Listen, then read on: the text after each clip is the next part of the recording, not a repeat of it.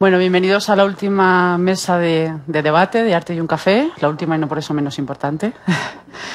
Antes de nada, muchas gracias a Nuria por invitarnos, a todos los que habéis presentado ponencias y habéis dedicado parte de vuestro tiempo a pensar sobre ello y a compartir, que creo que es la esencia de todo esto y de lo que vamos a tratar en esto, además.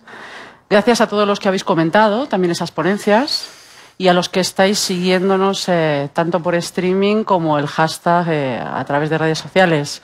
De hecho, nos gustaría mucho que también participarais en el debate de una forma activa y todas las preguntas que hagáis o las reflexiones, te agradecemos mucho, Nuria, o quien sea, porque todos seguís el hashtag, que al final o cuando lo consideréis oportuno, porque no creo que vaya a haber un orden si debatimos bien, y se trata de eso, se incorporen también todas esas cuestiones que nos planteáis desde las redes, desde casa. Gracias a todos los que estáis ahí, al otro lado. Nos gustaría hacer un resumen muy breve de los temas que se trataron ayer, porque hay personas que no vinisteis ayer y porque algunos se pueden continuar, no se completaron, y porque otros se pueden descartar. Y quizás no debamos invertir demasiado tiempo, ya que se han tratado incluso en las otras mesas. Uno de los grandes bloques que se trató en la primera mesa de debate de ayer sobre arte en digital fue el de las estructuras, que terminamos aplicando a estructuras de información y concretamente a Internet, con la horizontalidad, la evolución de esa horizontalidad, si es que existe, que termina cristalizando en otro tipo de estructura, con nodos, con núcleos que acumulan más conocimiento que otros y que terminan por establecer una desigualdad, aunque el punto de partida no lo fuera. Hablamos también ayer sobre los artistas en las dos mesas, pero también en la de arte en digital, y cómo utilizáis tecnologías de la información y comunicación digital para dar a conocer vuestras obras, con distintos fines, y ahí se planteó un intenso debate. En algunos casos, darla a conocer sin más, compartirla, contar una historia.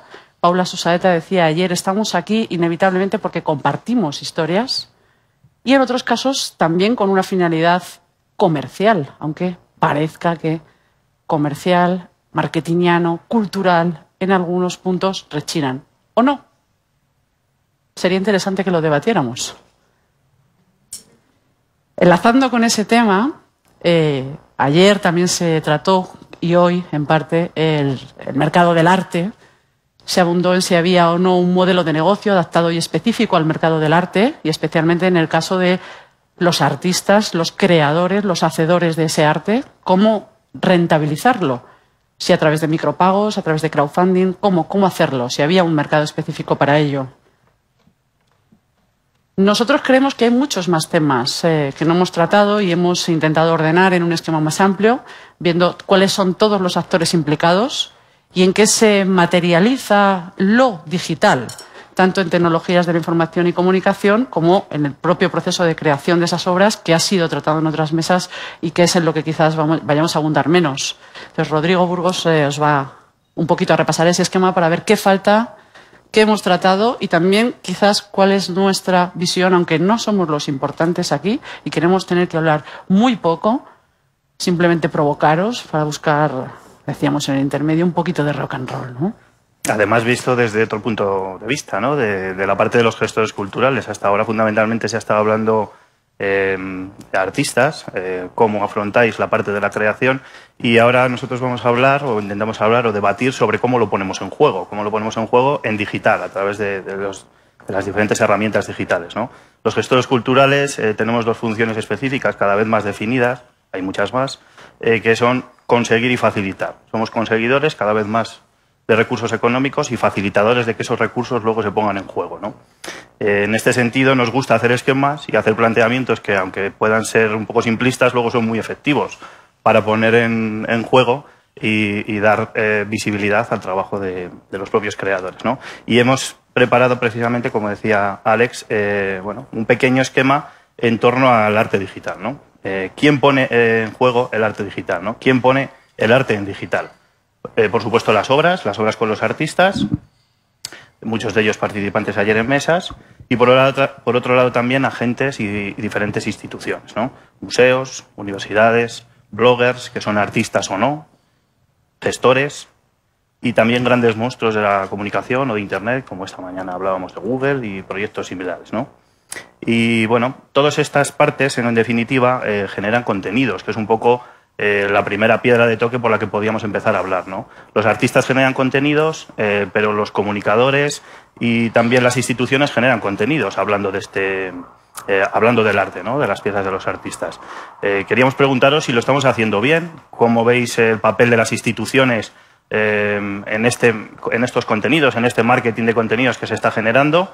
Y bueno, y empezar un poco así el debate a través de este diálogo, ¿no? de las propias herramientas de comunicación. No sé qué os parece. Rufino decía esta mañana, el museo ya no es solo un contenedor de conocimiento, el museo es un generador de conocimiento.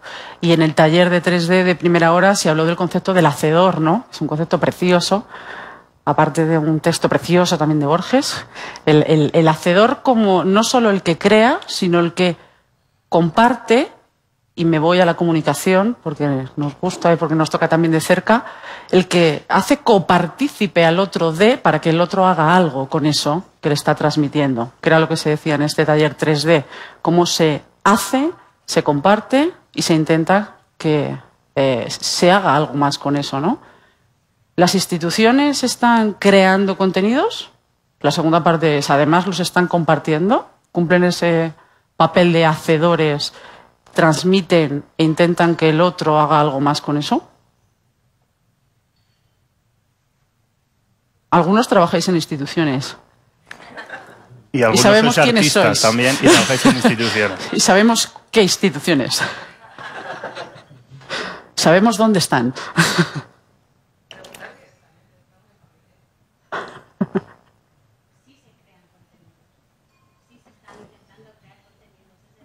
Espera, Paula, el micro, en alguna parte hay un micro que te tienen que pasar para que te oigan en el streaming. Gracias, Estela. ¿Sí? Sí. Hola, sí creo que están intentando crear contenidos. Otra cosa es que para crear contenidos en una institución hace falta que la gente que lleva la parte más de lo que sería web y redes, internet y redes, esté muy coordinada, no coordinada, que realmente tenga una comunicación fluida y directa con lo que son un departamento de exposiciones, un departamento de conservación. Entonces, es más difícil, probablemente es más difícil esa fluidez. Esta mañana en otro foro justamente yo recordaba cómo hace 4 años, oyendo hablar a Mark Sands de la Tate, que es quien lleva la estrategia digital, estaba loco porque decía que era imposible coordinarse todo el mundo dentro de la Tate y que necesitaban crear contenido y cómo se hacía esto. Y hace un año le oí en cambio decir que estaba encantado, que tenían reuniones semanales con el Departamento de Prensa y Comunicación, y hay un comunicado que salió hace poco de Nicolás Serota con lo que era la de estrategia digital de la Tate hasta 2015. En la que decía, básicamente, que más allá de los muros de las instituciones, iban a crearse, o sea, las instituciones iban a tener que estar mirando a un espectador que estaba en todo el mundo. Era una audiencia global. Y que esa audiencia global iba a conversar. Y que entonces tendrían autoridad aquellos que supieran estar a la altura de esa conversación. Entonces, además en España tampoco creo que estemos mal en el tema de intentar crear contenidos desde las instituciones. Otra cosa es lograr esa fluidez entre los diferentes campos. A mí en lo que a institución me toca, por ejemplo, haciendo cosas en Fundación Mafre, sí puedo decir que somos pequeños, entonces eso facilita las cosas. Pero hemos llegado a un punto en que los coordinadores de exposiciones no solamente se involucran en las acciones, sino que de repente un coordinador, un conservador dice, hey, esto les puede servir a Javier y Paula. Entonces, se piensa en nosotros desde el momento de arranque de una exposición. Probablemente es más sencillo porque somos más pequeños, pero creo que es a lo que tendríamos que aspirar todos. Si no, no hay manera de crear ese contenido.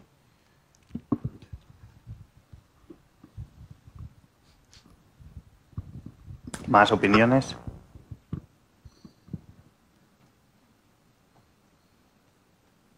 Aquí hay artistas también y gestores a la vez, ¿no? Que trabajan las dos facetas, aparte de Paula. No sé si creéis que este uso de las herramientas puede ser una ventaja desde el punto de vista que creen canales que vayan de una manera continua, compartiendo los propios gestores la propia obra, o si por otro lado, bueno, pues confluyen y puede ser un problema a la hora de comunicarlo. No sé qué os parece.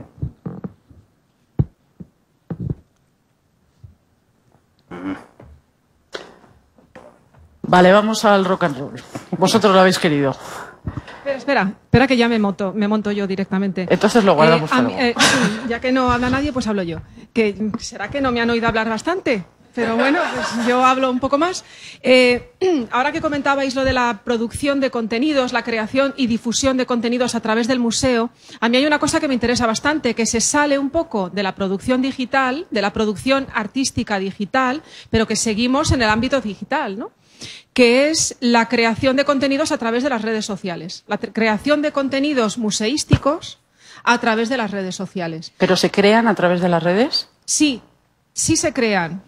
Sí se crean. Se está viendo ahora que se están creando, pero yo me he estado dando cuenta en los últimos meses de que no solamente el museo transmite lo que quiere comunicar a través de las redes sociales, de los distintos perfiles que un museo pone a disposición de sus followers, por ejemplo, a través de Twitter, y que son contenidos, digamos, unificados, homogeneizados, son contenidos concretos que quiere comunicar el museo, sino que la interacción con los followers permite que se enriquezcan esos contenidos. No todos los followers aportan contenidos, pero hay algunos que sí.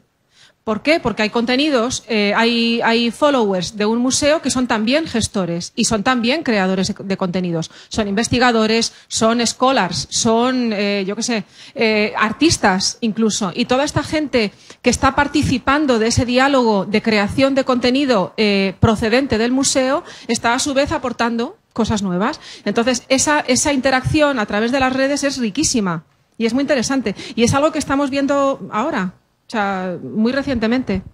Y gracias a museos que sí que tienen perfil en las redes sociales y que aportan cosas, ¿no? Como es el vuestro, por ejemplo. Y como es el Thyssen también, ¿no?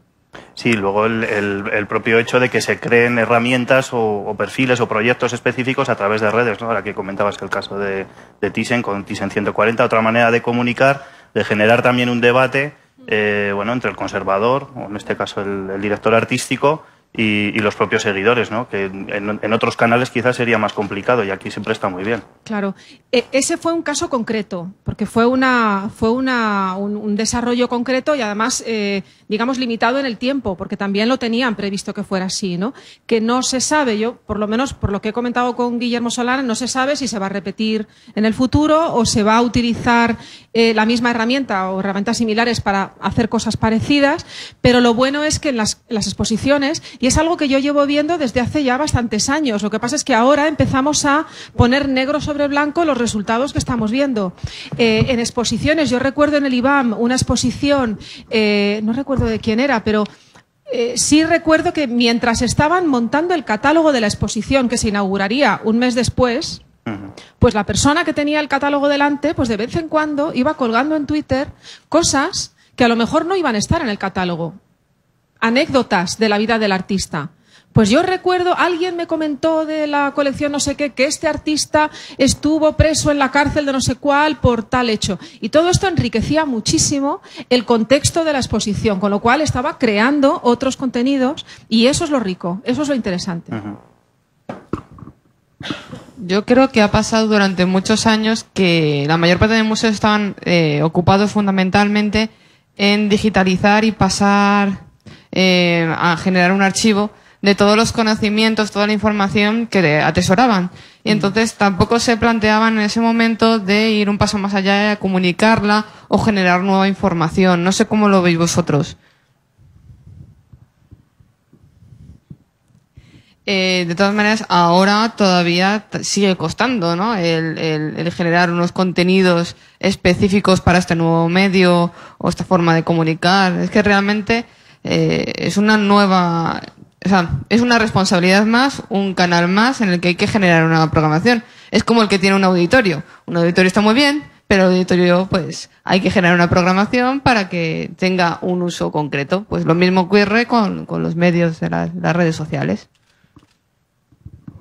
Bueno, además, como Twitter, España es uno de los países que está muy metido dentro de Twitter, que tiene unos perfiles muy activos, la gente está muy dentro. A mí me pasa una cosa, aparte de como artista, también como educador con niños y adolescentes, que muchos todavía tienen pues la imagen del museo, pues la imagen típica del museo es gris, no sé qué, es pesado, pero todos tienen Twitter. Y cuando hablas con ellos y les dices, este museo tiene un perfil de Twitter, esta fundación tiene un perfil de Twitter, es muchas veces un acercamiento mucho más rápido para ellos, mucho más amable, que después desemboca en ya un interés casi, vamos, pues apoteósico, porque siempre funciona muy bien. Entonces, sí que estas nuevas cosas que se generan a partir de las redes vienen bien sobre todo para acoger a este tipo de público que va a ser el que luego va a demandar también obras de arte a los artistas. O sea que bien por ello, porque los niños y adolescentes, en este caso que es lo que yo trato, sí que lo ven mucho más cercano. Claro, yo me gusta ir al museo, pero ellos primero investigan y luego si la movida les va un poco, entonces es cuando deciden ir. Normalmente sí lo hacen, o sea que ganan mucho más público de este tipo de personas estas instituciones con este tipo de perfiles, creo.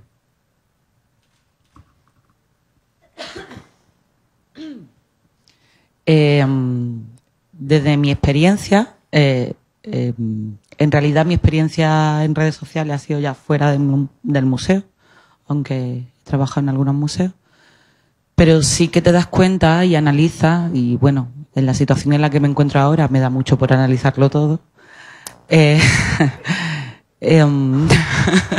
Sí que te das cuenta que hay mucho perfil de museo en las redes sociales, pero no, casi ninguno lo hace muy bien.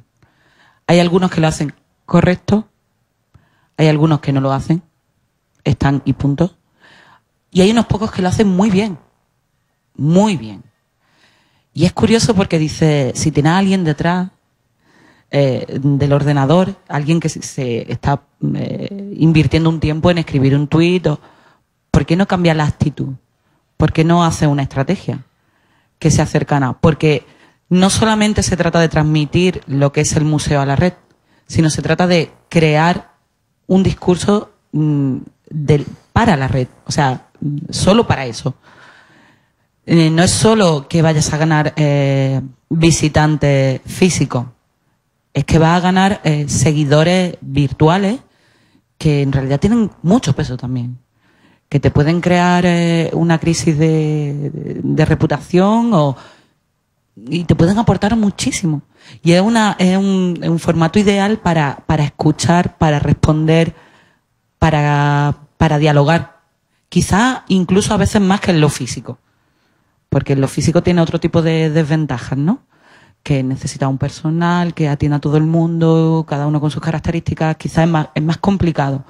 Pero teniendo una estrategia correcta, puedes mejorar muchísimo tus propios contenidos y puedes crear de verdad una red social, pero social de verdad. O sea, escuchando y dialogando y haciéndote crecer a ti también.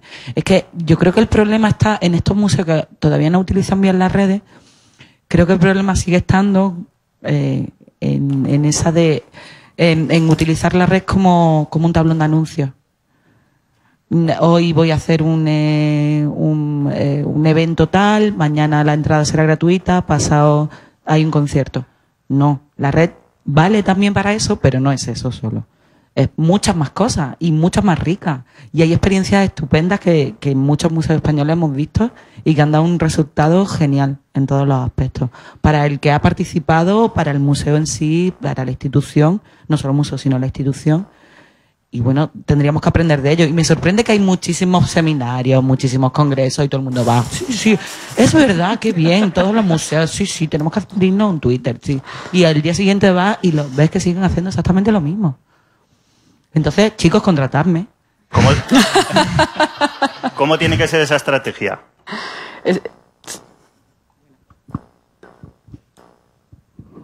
Quería puntualizar un par de cositas. Primero que me gustaría citar a Javier Espadas, que ha estado esta mañana, pero no ha hablado de este tema, pero en otro seminario lo comentaba, que el museo ya no tiene que preocuparse únicamente de mostrar sus colecciones, que generar una serie de contenidos, conservarlas, etcétera, etcétera. Realmente lo que ahora mismo tiene entre manos es la necesidad de generar una experiencia para el visitante, o para el usuario, mejor dicho, ya no solamente el visitante físico, y lo que tiene que comercializar son dichas experiencias educativas, experiencias emocionales, de tal manera que ya no se puede preocupar solamente de lo que ocurre en su sala. El usuario virtual es tan importante como el que está en la sala. Y luego también el tema de las apps. Las apps es otra manera de disfrutar de una experiencia generada por un museo. Aparte de eso, que puede abrirse un debate por ahí, comentarte una cosa. Efectivamente, las redes sociales lo ideal es utilizarlas para socializar, por razones evidentes. Pero para los museos, lo primero, para mí, desde el punto de vista personal, lo más importante es que sean coherentes y que realmente estas herramientas sirvan fundamentalmente a la consecución de objetivos. Es decir, que no se creen determinadas metas que realmente no son objetivos, porque al final la falta de tener clara una meta y un objetivo genera cosas muy extrañas y hace que la gente se pierda. Y otra cosita, que efectivamente no vale solamente como una agenda, o mejor dicho, lo ideal no sería utilizarlo como una agenda de consejos y contar lo que está pasando en torno al museo, pero bien es cierto que ese tipo de mensajes son los que mayor engagement generan al usuario, igual que pasa con las revistas. Es decir, si tú, el Museo del Prado o el Thyssen dice visita esta ruta que te recomendamos de las 5 obras fundamentales para ver en 1 hora. Ese tipo de publicaciones son las que tienen más engagement. Sí. Sí. Creo que hace falta otro micro. Había otro. Bien. ¿Quién quiere? Sí, no.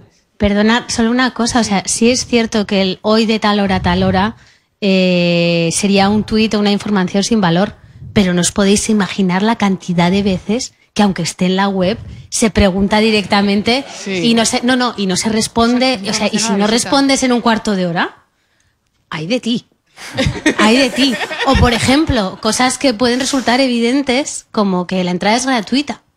Bien, o que puedes reservar tus entradas online. Entonces, efectivamente, yo creo que hay que intentar mezclar ambas cosas, pero que curiosamente, nosotros, el mes que hicimos la acción de más de 20.000, el tuit que más engagement generó fue: somos más de 20.000 fans, regalamos 360 catálogos. Entonces, claro, regalamos 360 catálogos y a la gente le encantan los catálogos, pero había tweets con citas de artistas maravillosos y había cosas muy, muy sopesadas. Entonces, el público también te puede sorprender y te encuentras justo en medio. Lo que pasa es que yo creo que Laura se refiere sobre todo a esa sensación de que se piense lo que se está haciendo, ¿no? Que lo que Rodrigo decía es una estrategia. Acabo de estar esta mañana hablando de la estrategia de Fundación Mafra en Valencia. Pensar, comunicar, compartir. Por deciros una. O sea, si no tienes una estrategia, o como dice Nuria, si no tienes un objetivo, la verdad es que es como caminar diciendo me voy a enamorar, pero no sabes de quién, ¿no? Vas dando tumbos. Entonces, quizás es interesante eso. Alfredo quería hablar también. Una cosa muy breve, y te paso el micrófono. Es que precisamente con lo que estaba comentando Paula y al hilo del Thyssen que yo comentaba hace un momentín, cuando Guillermo Solana habla de cómo se le ocurrió la estrategia esta de Thyssen 140, es precisamente al hilo de su hijo adolescente. Los que tenemos hijos adolescentes conocemos Twitter porque no nos queda más remedio, porque además aprendemos de ellos, y él se daba cuenta de lo superficial que resultaban los tweets de los adolescentes. Entonces, lo que hizo fue utilizar una herramienta que no estaba prevista para eso, para crear contenidos, pero una herramienta que no estaba pensada para eso. La idea que tenía él de para qué servía Twitter era pues para el hola, ¿qué hace? Y poca cosa más. Sí, la verdad que me llama mucho la atención porque en el Thyssen se estaba haciendo ya cosas muy interesantes ya con Twitter, ¿no? Pero bueno, es que es cuestión de ir generando tus propios criterios y tus propios objetivos. No, yo voy a comentar simplemente que también, bueno, en Laboral también nos estamos replanteando todo este tema de la comunicación, lógicamente, y de las redes sociales. Y el otro día constatábamos, comentando entre departamentos un poco, que los contenidos publicados en Facebook, en redes sociales en general, que mayor aceptación tienen, son precisamente los que no hablan de nosotros. Es decir, yo creo que es un problema el ombliguismo en este sentido, el únicamente ofrecer en un medio de comunicación como es cualquier red social, solo información que te concierne a ti. Es decir, crear contenidos tiene que ser un poco apuntar pues a la línea de trabajo que tú, la que te ocupa día a día, pero más allá de ti mismo. Si no, es como una retroalimentación que realmente no produce nada. Y esto está constatado y es con números. Entonces, en ese sentido, nos pareció oportuno empezar a apuntar hacia afuera. En este caso, tú que procedes también del campo de la comunicación, en redes sociales y al hilo de muchas ponencias que se han presentado y muchos comentarios, Mónica gana los catálogos por hacer muchos comentarios y en varios de ellos hay una ponencia dedicada también a ello, va en su título, se diferencia entre contenido y medio, lo que transmitimos y el canal por el cual lo transmitimos.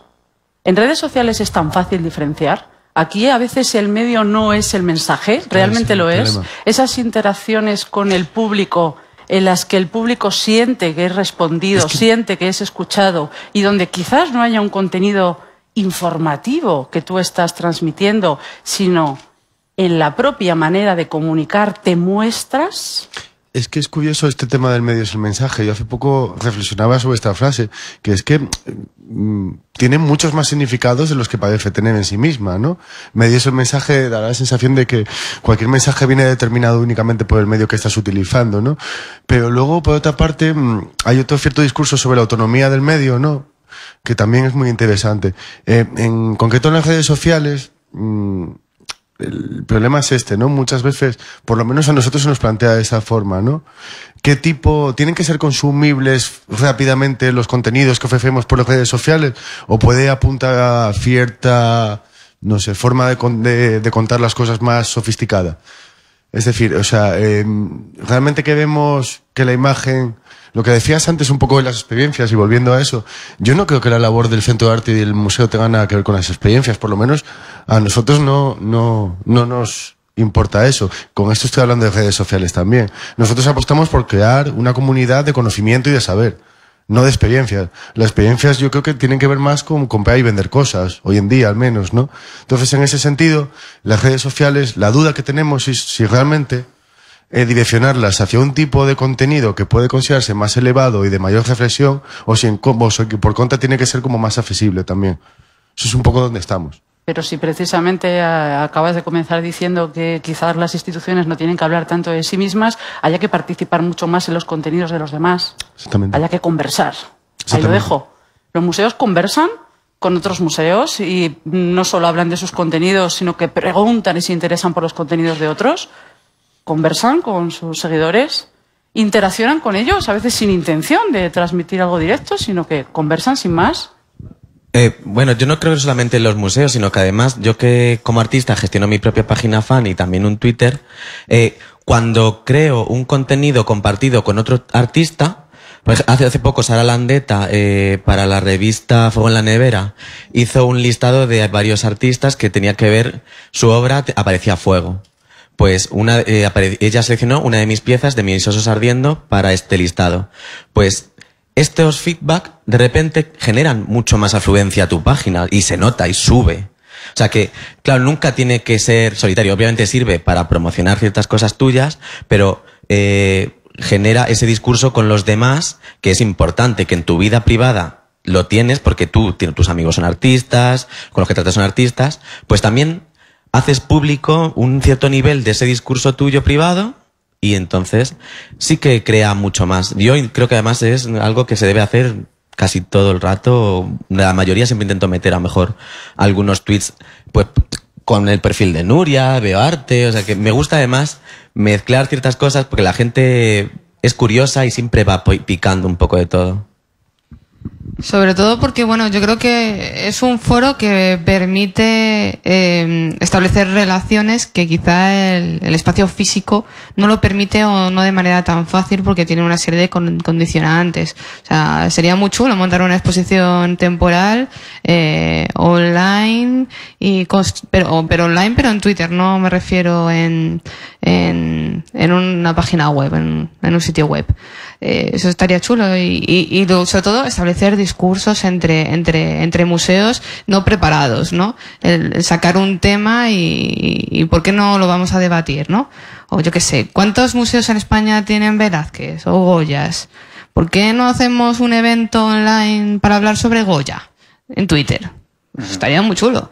Si encima son los expertos los que dialogan entre ellos, ¿no? Y además es una conversación abierta a todo el que le guste hablar de Goya. Entonces, pues bueno, eso yo creo que podría ser ideas interesantes para desarrollar. A mí, bueno, quería puntualizar cuando decía antes lo del tablón de anuncios, no digo que esa información no sea necesaria, pero que no es la única. Sí. Creo que se puede establecer otro tipo de diálogo. Después me hace mucha gracia esto de que muchos de estos museos que no dialogan después se apuntan a Sakurator. Entonces no tiene mucho sentido, ¿me explico? Entonces, ¿por qué me quieres preguntar hoy? O sea, ¿por qué me quieres responder hoy? Si cuando te pregunto cualquier día no me contestas. Pues a mí la verdad es que no me parece del todo incoherente. Es decir, puede darse el caso que el museo no tenga capacidad para desarrollar toda una programación en redes sociales, pero en un momento puntual del año sí que quiere participar de una iniciativa así. Vale. ¿Sabes? Entonces, sí, lo ideal es tener una programación, etcétera, etcétera. Pero yo no señalaría con el dedo a aquel museo que me decide. Sorprende. Y después me sorprende otra cosa. Creo que cuando uno hace algo, decide estar, más cuando eres una institución, porque cuando eres tú, da igual totalmente, pero cuando eres una institución, tú decides que es positivo que estés, tienes que tenerlo muy pensado y tener un desarrollo y saber que lo vas a poder mantener. Sí. El estar por estar, yo no le veo demasiado sentido, creo que es contraproducente. Es lo que llamo yo el síndrome del buffet libre. Es decir, porque puedas comer de todo, no tienes por qué comer de todo. O sea, claro, exactamente. Tú puedes elegir tomarte un café y un croissant y ya está. Exacto. Y no te puedes sentir culpable porque no te has comido todo. En ti está tu criterio. No pasa nada, pero cuando decidas estar, hacerlo bien. Sí, yo me puedo tomar mi café y mi croissant tranquilamente y no comer nada más. Sí, claro. Exacto. Pero si decides comerte un bombón, disfrútalo, no te sientas culpable. ¿Me explico? Yo creo que aquí también es siempre lo que hablamos del tema del presupuesto. A lo mejor ese museo al que le han encargado abrir el Twitter, pues a lo mejor tenía en ese momento un becario, lo abrió. Entonces, al final eso es una mala gestión, ya está, no hay más, es una mala gestión, estamos hablando de comunicación. Sí, pero si a lo mejor se hace a Sakurator y saben que ya tienen su Twitter creado, pues sí que quizá a lo mejor la persona que se encarga de dirección de exposiciones puede sacar a lo mejor esa semana para responder más preguntas, por lo menos está en esa semana. Pero vamos a ver, ¿tú haces una exposición a media? No haces una exposición a media. No hace una exposición. Pero intento hacer una. Tú como museo no haces una exposición donde hay obras que están puestas y otras que están en el suelo. Donde no, ¿me entiendes? Entonces, la comunicación es igual. No haga una comunicación sesgada. Haz una comunicación completa o no estés en todo. No hace falta que estés en Instagram, en Facebook, no estés, no importa, no pasa nada. Cuando yo vaya, pues hablo o te llamo por teléfono y te pregunto el horario. No hay problema. No hay problema porque no estés. Pero si decides estar, piénsalo y hazlo bien. Que te puedes equivocar. Y yo soy partidaria de que pruebes y te equivoques. Porque esto es un poco ensayo-error, ¿no? Prueba y equivócate, pero está. Si estás, que estés. Pero el problema es la falta de estrategias de comunicación. Claro, totalmente. No exactamente la falta de estrategias de comunicación, sino el desconocimiento de las herramientas que existen para establecer buenas estrategias de comunicación. Hace un momentito Paula ha dicho 3 palabras estupendas, repítenoslas por favor. Pensar, comunicar, compartir. Ahí está, una estrategia. Tan sencillo como eso y es una estrategia. Pensar, comunicar, compartir. Te lo voy a tuitear ahora mismo, a ver si me acuerdo. Muy pocos, pero no porque... Claro, no porque no sepan, no porque no quieran, no porque no sean capaces, sino porque tienen que verle la utilidad.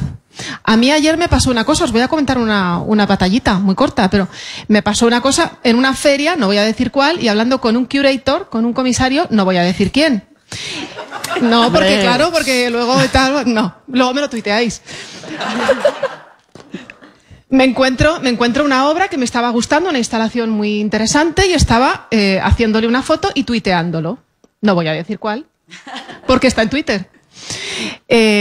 Y aparece el comisario. Hombre, Marta, ¿cómo estás? Nos damos 2 besos. ¿Cuánto hace que no nos vemos? Tal. Dice, ¿qué haces? Digo, estoy tuiteando. Y me pregunta, ¿para qué? Y claro, ¿qué hice yo? Me vine arriba. Porque dije, espérate, que es que esta tarde estamos hablando de esto mismo, porque era justo ayer por la mañana. Claro, yo le expliqué, pues en 140 caracteres, lo que se puede explicar de para qué estoy tuiteando esto. Haciéndole entender, imaginaros la cara de paisaje que me estaba poniendo. Haciéndole entender, mira, esto es bueno para la feria, es bueno para la galería, que está pagando por este stand, es bueno para el artista, es bueno para ti que eres el comisario que ha seleccionado la obra de este artista para que la galería la traiga aquí. Digo, y además es bueno para mí, porque mis followers, que no son muchos, pero son unos cuantos, están leyendo esto y están recibiendo información, no de lo que hay aquí, sino de lo que yo opino de lo que hay aquí. Que es lo bueno. Cuando hemos hablado de blogs alguna vez, hemos comentado, yo a un bloguero no le pido que me cuente lo que pasa, me pido que me cuente su opinión de lo que pasa. Eso es lo que realmente me enriquece. Entonces, en los museos, en muchos casos, lo que falta es, repíteme... Pensar, comunicar, compartir. Me lo voy a apuntar. No, me lo voy a tuitear ya porque es que si no luego se me olvida. Pensar, comunicar, compartir. Es la estrategia, o sea, en Fundación lo tenemos basado en esas 3 ideas y en que sea 360. Claro. Cuando decimos 360 es que tiene que vincular el online y el offline, las cosas no pueden ir claro, que es lo que acabábamos de decir que hacía Thyssen y que hacen muchos museos, ¿no? Que tienen un discurso común, que los diferentes perfiles, el director artístico, el comisario de la exposición, el conservador de la sala de no sé qué, la sección de educación del museo, tienen un discurso común. Y lo que te están ofreciendo es un discurso común, con diferentes lenguajes, con diferentes palabras, pero un discurso tienen pensar, comunicar, compartir, me lo he aprendido. Pero es una estrategia. Entonces, lo que falta a los museos es aprender a utilizar las herramientas para que pensar, comunicar, compartir se pueda hacer a través de las redes sociales. Es tan sencillo y tan complicado como hacerles entender eso. Yo quería 2 cosas que he descubierto, ¿vale? Una que es una pregunta que os lanzo y luego en relación a Ask a Curator. Porque es cierto, y además me acuerdo que además Pilar de M, alguien a quien respeto muchísimo, escribió un post después de Ask a Curator referente a si realmente tenía sentido ese tipo de iniciativa. Entonces, yo creo que tiene mucho sentido, porque ojalá la gente preguntara lo que pregunta el día de Ask a Curator todos los días. También. Entonces, ya no es solamente la institución respondiendo, sino es el público sintiéndose tan bienvenido, que probablemente también tenga que ver con que la institución tiene que abrir más las puertas. Sí, pero también ese día la gente está predispuesta a preguntar lo que no preguntaría habitualmente. Y luego, y esto es de verdad, o sea, no lo estoy diciendo, no es una pregunta trampa para que luego todo el mundo esté de acuerdo. El Instituto Cervantes, por ejemplo, cuando empezó, tenía un departamento legal que se ocupaba de que lo que era Instituto Cervantes y la marca ICE estuviera registrada en todos los idiomas, de todos los tipos de caracteres de todo el mundo, para que en ningún momento pudiera haber ningún tipo de intrusismo, ¿no? Nosotros tenemos un amigo que a su bebé... Tenemos un amigo en redes que cuando tuvo un bebé de 3 meses, lo primero que hizo fue abrir el Twitter de su bebé de 3 meses, con el nombre, y lo dejó con candado, diciendo que de vez en cuando tuitearía. Entonces, me pregunto lo siguiente, porque sí conozco un poco la dificultad que se tiene cuando abres un perfil en Facebook o cuando tienes un perfil en algún sitio, de desaparecer o de quitarlo, o la dificultad que tienes cuando alguien de repente decide que se abre un Twitter que sea Museo de Prado en vez de Museo del Prado, para luego recuperar tu nombre y tu marca, porque tú has decidido que todavía no tienes estrategia y no tienes solidez para estar en esa red. Ese es un problema, por ejemplo, que está sin resolver. O sea, no hay una manera en que las instituciones puedan salvaguardar lo que es su denominación en diferentes redes sin hacer algo, salvo que lo hagan y que de repente lo dejen en blanco y que pongan algo como nos estamos salvaguardando, que obviamente todo el mundo se te tirará encima. Pero si no, lo tienes que dejar en blanco y eso puede suceder. O sea, pasa con los dominios de las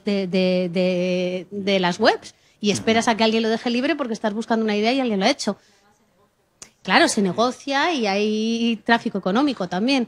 Entonces, no sé, eso ahí creo que puede haber algo de complejidad, aparte que sí es cierto que ahí, esta mañana justamente en Comunicados en Valencia se hablaba de cómo, y además el Thyssen contaba que habían abierto en el año, muy prontito además, o sea, muy en el 2008 más o menos, 2009, se habían abierto un montón de perfiles para tenerlos y que luego es cuando se había empezado a poner en marcha realmente una estrategia, pero que de entrada se habían abiertos como para que no existiera esa capacidad de coger el nombre y que alguien pudiera gestionarlo. Bueno, a ver si me acuerdo de lo que quería, porque ha habido... bueno, yo me he incorporado muy tarde, entonces no sé si voy a preguntar algo que ya sea... Me acabo de incorporar y no he estado en todo el día. No sé si se ha hablado, a mí me interesa conocer un poco, como se está hablando de estrategia en redes sociales, etcétera, a mí en realidad como usuaria, pues en este caso de Twitter, y no soy profesional de la comunicación cultural, a mí en realidad me parece que más que estrategias de comunicación, generar contenidos, no generar contenidos, a mí en principio me parece que los perfiles en redes sociales de las instituciones culturales son reflejo de lo que son en offline. No sé si se ha hablado, quiero decir, es simplemente un espejo, no es nada, me parece más... Quizá, no sé, me parece más sencillo. En Ask a Curator yo hice la misma pregunta a creo que 6 o 7 museos, instituciones, fundaciones, tal, que era un tema que me interesaba. Ninguno me contestó lo que yo quería. Tuve que generar como 2 o 3 tweets más de insistir o de aclarar, porque bueno, me apetecía un poco fastidiar, pero ¿por qué era? Porque era una pregunta que o la persona que estaba no era la persona que sabía responder a eso o que no querían responderlo, pero esa actitud es la misma que te encuentras en un mostrador de información. Quiero decir, no cambia nada que sea online a que sea offline. Simplemente yo pregunté si algún artista de las exposiciones que realizaban, bueno, artista o comisario en el caso de artista muerto o comisario vivo, había asistido alguna vez a, bueno, con la dificultad de los 140 caracteres, pero creo que se entendía la pregunta, había asistido a una visita comentada, dialogada, guiada, generada por el equipo educativo o por el DEAC de la institución. Es decir, si había una vuelta por parte del protagonista de lo que tú estás contando cuando eres educador en un museo, si te escuchaba, si había interés o etcétera. Y me dieron respuestas de todo tipo, respuestas de tipo, sobre todo para mí se perfilaba un poco el no quiero decir que nunca nadie, ningún artista ni ningún comisario, o sea, eran instituciones, algunas con DEACs muy potentes y otras con, bueno, pues con un servicio educativo más modesto, también muy en sintonía con el tipo de institución, pero nadie dijo, no ha habido nunca un comisario o un artista que se haya incorporado a una de nuestras visitas. Hacen las visitas al equipo educativo, le cuentan todo, participan mogollón, fenomenal, pero nadie nunca, pero eso no lo he tenido como respuesta directa.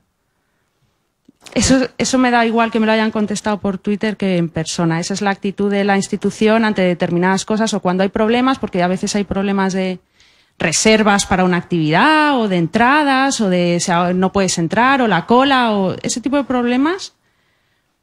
la propia institución te mentirá, intentará tal, intentará compensarte más o menos. Eso luego se ve en redes sociales de la misma manera, no sé. Luego sobre Goya, el Prado no hace más que generar contenidos sobre sus propias colecciones. O sea, habéis hablado de algunas cosas que la mitad de los museos no los sigo en Twitter, que estoy bastante fuera del mundo de la comunicación, tengo constancia de que existen. Como estrategia no me parecían muy novedosas. Hay un tuit y me gustaría trasladar esto a no sé, si...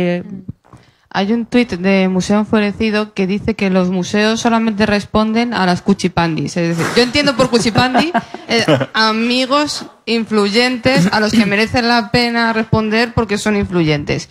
¿Crees que eso está sucediendo realmente? La famosa endogamia de la cultura. El quizás que en Asa Curator pregunten más gestores culturales que público directo o usuarios de esos museos. ¿Existe? ¿De verdad? Y al hilo de... Me gustaría lanzar las dos preguntas a la vez para que no se nos pierda. Al hilo de tu comentario sobre el reflejo que es en la red social el comportamiento de una institución, ¿creéis que siempre es así? ¿No os ha ocurrido que, igual que a nivel personal, a veces conocemos a alguien en la red muy interesante, con una foto muy interesante, con unos comentarios muy inteligentes, y la desvirtualización hace guau, guau, guau, guau? ¿No ocurre que hay algunos museos que en la red son muy interesantes y en la realidad no? ¿Y no ocurre que hay algunos museos que en la realidad son muy interesantes y no saben comunicarlo? ¿Es siempre la red un reflejo de lo 1.0, de lo offline? ¿Hay una descoordinación entonces entre esa comunicación y el resto de la gestión? A ver, yo creo que no debería ser así, pero en realidad en la práctica sí es así. A ver, yo trabajo llevando precisamente la comunicación, tanto online como offline, de una empresa educativa, y sí intento que la comunicación que hacemos a través de las redes online sea reflejo de lo que somos como empresa. Es decir, somos una empresa seria con ciertas inquietudes culturales, pero que aún así somos serios, aunque muchos tweets los acabemos con una sonrisa, siempre respeto, porque además tenemos origen japonés. ¿Qué pasa? Que muchas veces aprovechamos, no a nivel de empresa, sino a nivel persona, el anonimato de Internet, pues como para intentar ser más simpáticos o para intentar ser más incisivos, porque sí, llevar la contraria un poco, pues el hijoputismo funciona, si me perdonáis la palabra. Es decir, yo sí sé que una empresa no me está haciendo caso a través del canal de atención al cliente, pues voy a tocar las narices a través de Twitter, porque sé que como lo están viendo todos mis seguidores, la empresa va a reaccionar porque es algo público. De hecho, no sé si conocéis un prescriptor que se llama Mediotic, que también trabaja en temas de redes sociales, y publicó un post contando una experiencia suya que él había tenido. Un amigo suyo había tenido un problema con una empresa, tenía 100 seguidores, protestó y la empresa no le hacía caso. Él mismo, con sus no sé cuantísimos seguidores, hizo la misma consulta y la empresa ya le respondió. Entonces, volviendo esto un poco al tema del tuit de Museo Enfurecido, muchas veces, por mi parte, yo como empresa intento dar respuesta a todo el mundo, tenga los seguidores que tenga, pero es verdad que en algunos casos puede no ser así. Y volviendo también, enlazando un poco con el tema del anonimato en redes sociales, de intentar caer bien, existen muchos trolls, por ejemplo, desde Espeonza Aguirre hasta bueno, los que hacían crítica a la infanta y a toda esta gente, estas cuentas que se contaban, que muchas veces no tiene que ser a nivel personal un reflejo de lo que es tu personalidad, sino que, bueno, pues es un entretenimiento, una forma de pasar el tiempo, de intentar comunicar. Lo que hay gente que no sabe es que muchas veces detrás de estas cuentas hay agencias de comunicación que están haciendo un propio trabajo de comunicación y una estrategia para venderse a sí mismos. Entonces, bueno, es un poco el punto de vista que podría aportar yo desde la comunicación. Una cosa que me ha pasado a mí muy recientemente, hace como 2 o 3 meses, 2 cosas, o 3 que me han pasado, pero iguales, o sea, muy curioso. Va a empezar una feria de arte y 2 días antes, pues había un ciclo de conferencias, un ciclo de mesas redondas que proponía la feria de arte y lo comenta alguien en Facebook. me voy a apuntar a esta que tiene muy buena pinta. Y digo, pues vamos a ver cuáles hay, a qué hora, y a ver si me puedo encajar alguna y tal. Me meto en la web de la feria, ahí no aparece ningún listado de actividades, nada. Digo, bueno, es que tampoco están las galerías que van a participar en la feria, tampoco hay un plano de situación, 2 días antes. Claro, lo primero que hago es remangarme, meterme en Twitter y empezar a tuitear. Faltan 2 días para la feria, ¿por qué no tenemos las actividades colgadas en la web? ¿Cómo es posible que todavía no sepamos qué galerías van a estar en la web? No, ¿verdad? O sea, fue una cosa... no, mandé pues 3 o 4 tweets, pero rápido, en el momento. A los 10 minutos me estaban contestando. Ya lo hemos puesto, tranquila. Muchas gracias por la sugerencia. Tienes colgada en la página de inicio de nuestra web todo el listado de actividades. Dije, hombre, muchas gracias. Además es que siempre en los tweets y en Facebook decía, ¿hay alguien ahí? Y efectivamente me decía, no, ya está puesto, todo corregido, muchas gracias, da gusto. Claro, yo decía, muy bien, es así como tiene que funcionar. Queremos críticas constructivas. Pero es que al poco tiempo me pasó con otra web, con otra feria, una feria que hay ahora, por cierto, no voy a decir cuál es, que también... Ah, por eso lo callo. Pero también pasó una cosa parecida unos días antes y que faltaba información. Es que no hizo falta nada más que un tuit con el ¿hay alguien ahí? Para que a los 5 minutos me estuvieran diciendo, oye, que ya lo hemos puesto, que muchas gracias. Sin embargo, el lunes, en la Biblioteca Nacional, voy a dejar mi abrigo. Quienes sean usuarios de la Biblioteca Nacional lo conocerán. Hay un guardarropa, ahí dejamos el abrigo y el bolso. Me cogen el abrigo y me dicen, no, el bolso lo tiene usted que dejar en las taquillas. Y digo, ¿y eso? Nueva normativa. Digo, vale, pero la semana pasada no. Bueno, pues nueva normativa, pero tan nueva, que claro, no llevaba yo el euro en el monedero. Con lo cual, ¿qué hago con el billete de 20 euros? ¿Me cambian ustedes el billete de 20 euros? No, aquí solo cogemos abrigos. Bueno. Paso por delante de la policía, bueno, de los señores de seguridad. ¿Dónde va usted? Digo, pues voy a ver si consigo que alguien me cambie 20 euros. Dice, no, tiene que dejar el bolso en la taquilla. Digo, ya, pero... ¿Y qué hago? Baje usted a la cafetería. Bueno, pero ¿qué hago con el bolso? Déjemelo aquí en la esquinita, baje con el billete a la cafetería. Bueno, bajo a la cafetería y me encuentro a la pobre cajera de la cafetería desquiciada diciendo, me han vaciado la caja. Y no puedo irme al banco porque en el banco no tenemos cuenta, en el banco más cercano, y no me cambian. Y esto es un caos. La pobre estaba medio llorando, diciendo no sé qué hacer. Porque claro, yo le digo, cámbiame usted los 20 euros y me dice, no tengo cambio. Digo, bueno, pues póngame un café. Y claro, la pobre desesperada diciendo, no puedo, no tengo cambio. Lo primero que hice fue tuitearlo. Biblioteca Nacional, caos. Solucionad el problema de las taquillas, solucionad el problema. Todavía estoy esperando que me contesten. No he vuelto a pasar por la biblioteca, no sé si lo habrán solucionado.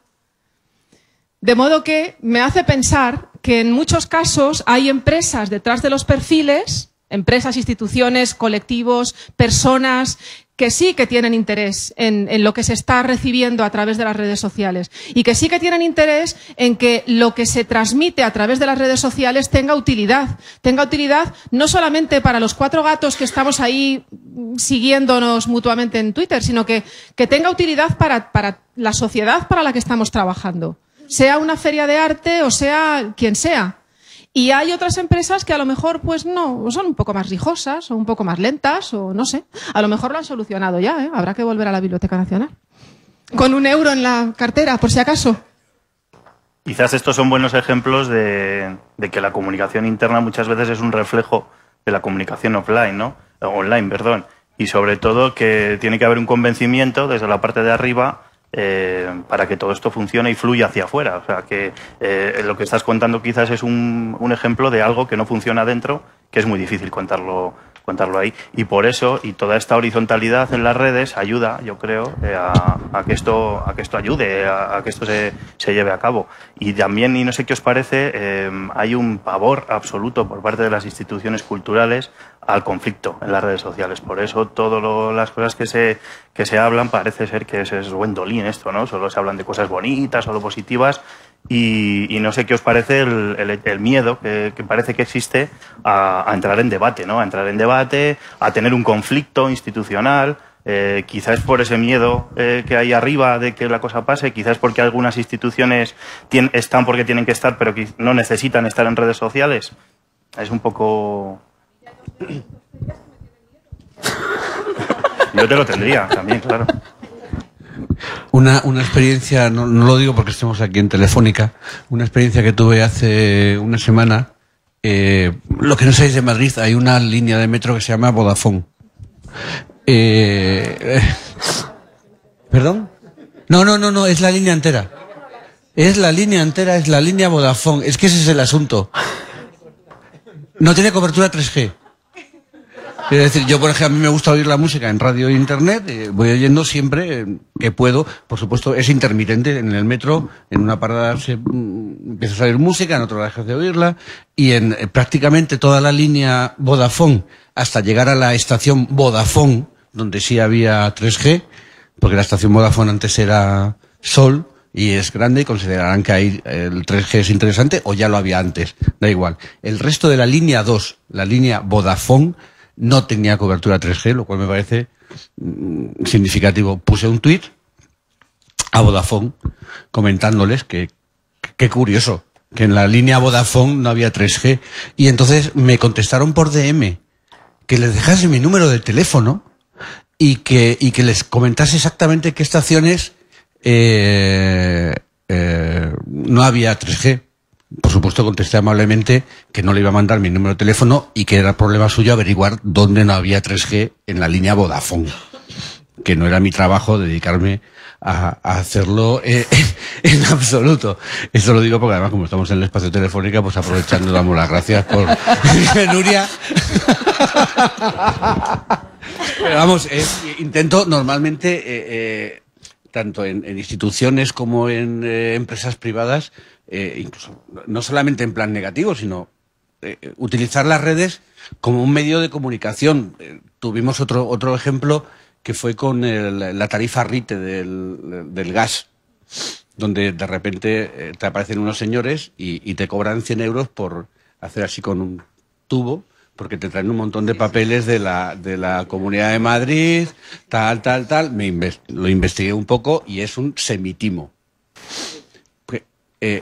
Si en instituciones os parece complicado, en empresas de energía no hay páginas, no hay Twitter, no hay nada para comunicar, para decir, señores, les están timando a nosotros con sus servicios. Iros a Twitter de Endesa o Iberdrola, no existe. No. Sí. Vale. Ya. Sí, al hilo de algunas respuestas, es que me había parecido que a veces se pregunta por qué y se contesta con el para, y se pregunta para y se contesta con el por qué. Y entonces, en ese sentido, habría que tenerlo claro para defender la postura que estamos. ¿Por qué debe tener Endesa una línea de atención con los clientes o supuestos clientes o con la ciudadanía? Porque sería lo ético. ¿Para qué? ¿Para qué te voy a comunicar que te estoy timando? Te timo y me callo. Eso funciona así. Quiero comentar que yo como cliente tuyo hay un tercero que está utilizando las relaciones entre tú y yo para meterse en medio, para poner Endesa en grande en una camiseta y luego en pequeñito la empresa que es realmente. Te estoy diciendo que están utilizando tu nombre para un timo. Yo tengo que comentar, o sea, quiero decir, me parece que es lo legal comentar que está habiendo una especie de delito o algo que yo considero un delito, ¿no? Trataba de poner un ejemplo para extrapolarlo a otros casos. En el caso de Vodafone, perfecto. Pero la idea de cuando te preguntan a lo mejor en la feria, ¿para qué estás haciendo eso? Y contestas con un por qué, o al revés. Y eso le suele suceder a las instituciones. Tú a lo mejor le puedes reclamar con un haz esto para o haz esto por, y ellos te van a decir, pero ¿yo qué saco? Y por eso las instituciones, que antes habéis planteado la cuestión, ¿por qué no dialogan entre ellas? Porque a lo mejor no han encontrado el ¿para qué dialogar entre nosotros cuando yo lo que quiero es dialogar con el público para que venga el público? Porque a lo que ahora mismo tengo un déficit es de atracción de público para tener una serie de beneficios. ¿De acuerdo? Entonces, muchas veces como que no planteamos bien la pregunta adecuada a la persona adecuada. He tenido problemas sobre todo cuando he intentado ser buen ciudadano. Claro. Y sin entrar en más... ¿sabes? No, yo estoy de acuerdo, yo estoy en tu posición. Que he dicho, voy a hacer lo que creo que se debe hacer con educación y intentando no perder mi tiempo tampoco, Claro. ¿no? Y ellos lo que han tratado es de transformarte en un evaluador y que les sí, ahorres de repente dice, no, relájate. Y otra cuestión que lo ha planteado por Twitter es la comunicación, al fin y al cabo, la institución está interpuesta. Epistemológicamente se comunican personas. ¿Hasta qué punto dentro de las instituciones hay un hueco para los recursos humanos para que esa comunicación, esa coherencia y ese pensar, comunicar, compartir se pueda mantener? Si no hay un hueco, una adecuada política de recursos humanos, es imposible mantener esa coherencia en la comunicación, a mi modo de ver. Y por último, ¿alguien se alía conmigo para venderle una máquina de cambio de monedas a la Biblioteca Nacional? Muy buena idea, sí, se lo voy a decir. Y al consorcio de transporte solamente da 25 euros. Con respecto a lo que decía Rodrigo de que las instituciones tienen miedo al conflicto, o más que al conflicto es normal, al debate, a la crítica, yo creo que porque hay ciertas instituciones, sobre todo las grandes, que tienen una jerarquía muy anquilosada y entonces muy complicado activar el debate y el diálogo, y que son como son instituciones con mucho peso, porque yo creo que suele pasar más en las instituciones grandes que en las pequeñas, quizás me equivoco, pero me da la sensación de que la capacidad de maniobra ante una situación de crítica, el pobre community manager, para hacer un tweet, su tweet tiene que pasar por el beneplácito del que está por encima del otro y del otro. Entonces, no tienes capacidad de maniobra si te encuentras en una situación como esa. Y esa es la sensación que yo tengo por la que no quieren. Después porque hay mucho miedo a tener que justificarse. Porque quizá, sobre todo cuando son museos públicos que tienen que pasar por muchas manos el dinero y tal, quizás hasta el mismo director o el comisario o quien esté no pueda hacer todo lo que quisiera hacer, y entonces eso es difícil, es una cuestión complicada a la hora de decir eso si tú eres una institución. Mira, es que no me dejan hacer esto. Entonces, la crítica es difícil. Yo creo que se debe de solventar de alguna manera, que no hay que tenerle miedo, siempre que sea una crítica educada y una crítica, digamos, constructiva, siempre que no se vaya a ofender, porque también hay mucha gente que va a ofender y ya está, ¿no? Después hay ciertas respuestas ante una crítica que son, desde luego, las que no se pueden dar.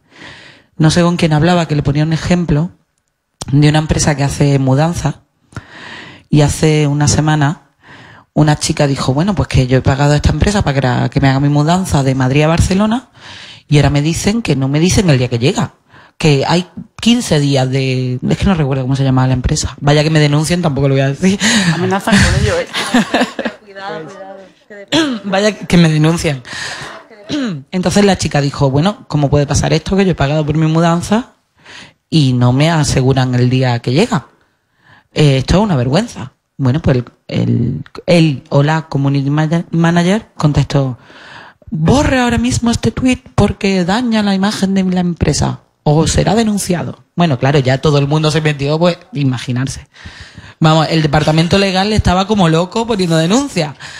Entonces, lo que sí tenemos que tener en cuenta, si somos el community manager de una institución o el departamento de comunicación quien se encargue, es como no hay que responder.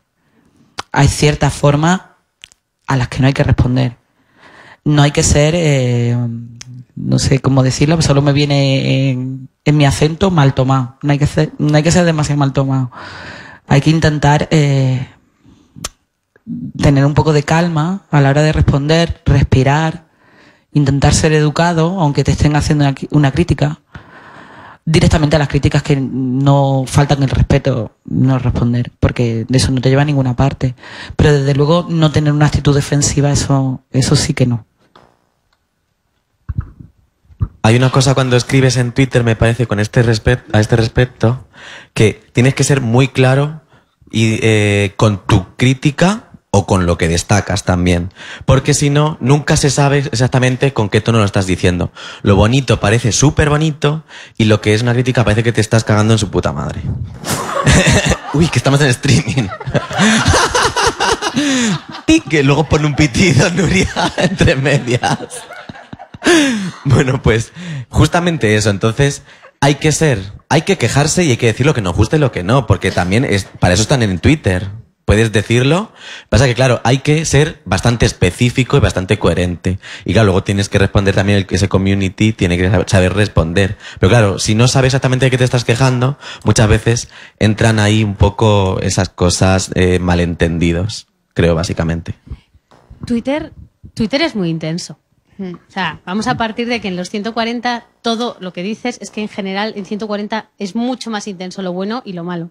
Nosotros, yo quería contar dos cosas. Una experiencia que tuvimos como público, que fue, y además eso ya no era que Twitter era intenso, sino que nosotros estábamos fascinados. Fuimos al Reina Sofía a ver la exposición de 1961. Y según empezamos a ver la exposición, nos pareció, y de hecho nos parece una de las grandes exposiciones del año. Difícil, compleja, tienes que o haber estudiado antes o intentar estudiar allí. O sea, esto no es ni complaciente, ni sencillo, ni te va a traer, ¿vale? Pero maravillosa. Claro, el community del Reina recibió en el margen de 2 horas 25 tweets que no era que volaran, no sé, es que había exclamaciones, maravillas, lo mejor, qué valentía, qué tal. Y realmente estuvieron muy bien porque respondieron muy calurosos pero muy templados, ¿no? Que es una institución. Entonces ese temple se agradece porque muchas veces ese cariño, ese calor al usuario se le puede dar un poco como con una figura, no digo de autoridad, pero sí de un cierto rigor, porque a fin de cuentas eres una institución, no eres un individuo de a pie como cualquiera de nosotros contestando. Y el otro caso es que es un caso imposible en España y que probablemente sea imposible en cualquier otro sitio, que es la cuenta nacional de Suecia. Bueno, Suecia ya sabemos que es un país avanzado de por sí. Entonces, y además piensan, dialogan y encima son poquitos, lo cual hace que piensen, dialoguen y vaya todo muchísimo mejor en general.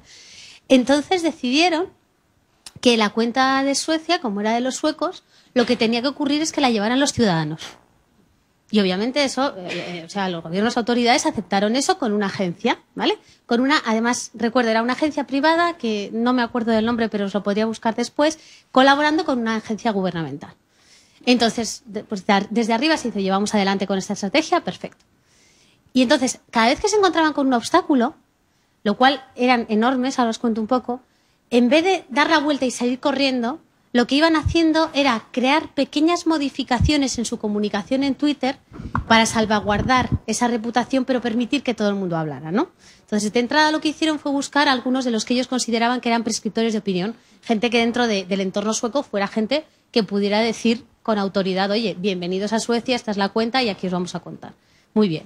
Pero luego empezaron a buscar también, se empezó a hacer como una selección también entre los propios que estaban en Twitter, y se empezaron a buscar perfiles también distintos, porque además es que los suecos son democráticos de verdad. Entonces lo mismo me vale un ejecutivo de alto standing que me vale alguien que conduce un camión. Cogieron a una chica que conducía un camión, que conducía un camión, que era lesbiana declarada, pero que el problema que había es que era nazi. Y entonces, en uno de sus primeros tweets, después del tercer día, soltó una brutalidad contra los judíos, los negros y demás, que todo gabinete de crisis, olvídate de crisis, o sea, ni community manager, ni nada. Dios mío, ¿qué está pasando? Claro, porque además, ojo, cada vez que había una crisis de esas, no era, oye, te quitamos el Twitter y demás. El otro decía, no, tú me has dado a mí, les daban el Twitter durante una semana, me has dado una semana, yo sigo tuiteando. Entonces, ¿Cómo respondieron, por ejemplo, a eso? Hashtag in my opinion. ¿Vale? Y empezaron a acotar. Se encontraron con varios problemas de este tipo, de temas de xenofobia, temas de problemas, por supuesto, de género, muy reaccionarios, y lo único que hicieron fue continuar una semana y otra, Y lo han mantenido. Lo que han hecho ha sido que ahora, a ver, intentan tener un equipo más estable y de vez en cuando lo van pasando una semana, pero hubo un tiempo en que era una semana cada uno de los ciudadanos. Claro, ahí no es que haya que tener un plan ni una estrategia. Aparte de que tienes una estrategia y tienes un plan, encima tienes a los de arriba, a los de medio y los de abajo colaborando absolutamente para que eso salga. En vez de cuando haya un problema, retirarse. Que es lo mismo que le pasó a la directora de prensa del Rijksmuseum cuando estaban a punto de abrir y decidió que estaba viendo los mundiales y decidió que ganamos nosotros, perdón. Sí, exacto. Ganamos nosotros y los holandeses fueron segundos. Entonces, cuando vio cómo llegaban los holandeses a su país por haber sido segundos, dijo, ¡jo, qué fiesta! ¿Por qué no podemos hacer lo mismo con el Rijksmuseum? Entonces, intentó montar ese tipo de fiesta y cogió un futbolista, que yo no me acuerdo, pero que es súper conocido, fantástico, que además ella debió de averiguar el dato, su madre había sido limpiadora durante toda su vida laboral en el Rijksmuseum. Entonces, crearon una campaña que estaba basada en cómo él recordaba, además de pequeño, incluso cómo se aburría o no, yendo por el museo un poco detrás de su madre. Estaba todo orquestado y iba a ser todo fantástico. Una semana antes de lanzar la campaña, sale en un periódico en plan tabloide y tal, que es infiel a su mujer, que bebe y que está jugando en antros ilegales. Director del museo, jefa de prensa. ¿Qué hacemos, director del museo? Ya hemos llegado demasiado lejos, estábamos siendo muy modernos, vamos a parar. Y ella le dice, si dejamos fuera del museo a todos los hombres que beben, que son infieles y que juegan, no viene nadie. ¿Y artistas? Nadie. Claro. Todo el mundo va a desaparecer. Bueno, pues lo hicieron. Dijeron, vale, o sea, vamos adelante porque nosotros estamos contando otra cosa y funcionó. Claro, estamos hablando de estos países con este perfil mental que es tan distinto y tan deseable y también pequeñitos, ¿no? Pero está bien tener esos objetivos tan increíbles porque es que si no, no llegan ni siquiera a un medio. Solo una frase, que en España pensar, dialogar y compartir no es muy habitual. Ninguna de las tres, pero sobre todo las tres unidas es harto difícil. Por eso no me acababa yo de quedar con la frase, por la falta de lo habitual que tenemos, con pensar, dialogar y compartir. Hay que aprender esto. Si es que es pura coherencia, o sea... Si tienes una serie de objetivos al margen de lo que pasa en el contexto, bueno, el contexto es importante, porque si sobre todo el museo tiene un fin social, tiene que permanecer con los ojos abiertos. Pero eso, si tiene una serie de objetivos en una línea, uno tiene que ser coherente, evidentemente. Al hilo de eso y en relación con algo que se ha tratado en las mesas anteriores, se decía que lo digital lo asociábamos a lo deshumanizado. Parece paradójico. Si aplicamos ahora mismo una tecnología de la comunicación de carácter digital, estamos hablando de redes sociales, en el caso de instituciones, humanizan a los museos. En Twitter hace poquito y en relación con otro encuentro también referido a redes sociales y museos, se llamaba mucho la atención sobre las personas que hay detrás de esas cuentas, ¿no? Las personas que forman parte de esos museos y que son las que están al otro lado poniéndole un pedacito para que el público, sea quien sea, tenga información, tenga respuesta, tenga una interacción. En este caso, ¿lo digital humaniza? Depende de los objetivos, como siempre. Pero yo hay una cosa que, después de tanto tiempo trabajando con redes sociales para proyectos propios y proyectos de otros, te das cuenta que al final tú imprimes carácter. Es como una especie de línea editorial. Quien cuente conmigo sabe que, sin quererlo, hay una marca de la casa. Por mucho que intentes evitarla, es como el acento cuando hablas, igual.